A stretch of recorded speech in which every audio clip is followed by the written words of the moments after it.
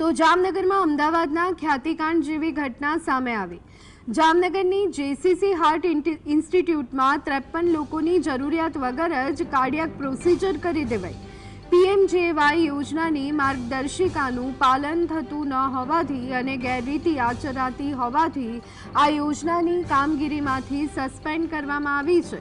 આ હોસ્પિટલને કુલ 105 કાર્ડિયાક પ્રોસિજરમાં ગેરરીતિ બદલ 6 લાખ રૂપિયાથી વધુનો દંડ કરવામાં આવ્યો।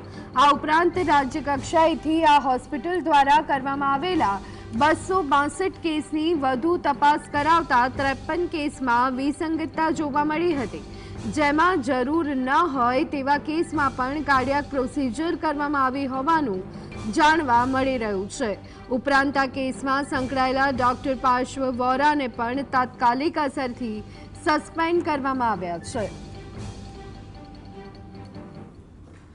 તો અમદાવાદના ખ્યાતિકાંડ જેવું જ બનાવ જામનગરમાં સામે આવ્યું છે। જરૂર ન હોવા છતાં જામનગરમાં 53 દર્દીઓની કાર્ડિયાક પ્રોસિજર કરી નાખવામાં આવી।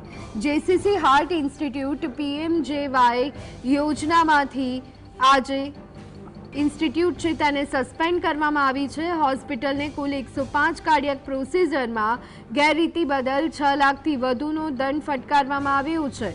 હોસ્પિટલે કુલ 105 કાર્ડિયાક પ્રોસિજરમાં ગેરરીતિ બદલ દંડ પીએમજેવાય યોજના અંતર્ગત ગેરરીતિ આચરવામાં આવતા હોવાથી હોસ્પિટલ સામે કાર્યવાહી હાથ ધરવામાં આવી છે। આરોગ્ય વિભાગ દ્વારા કાર્યવાહી કરવામાં આવી રહી છે।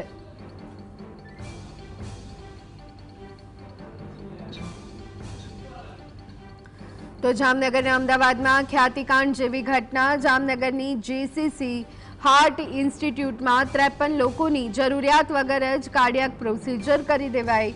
પીએમજેવાય યોજનાની માર્ગદર્શિકાનું પાલન થતું ન હોવાથી અને ગેરરીતિ આચરતી હોવાથી આ યોજનાથી કામગીરીમાંથી સસ્પેન્ડ કરવામાં આવ્યા છે।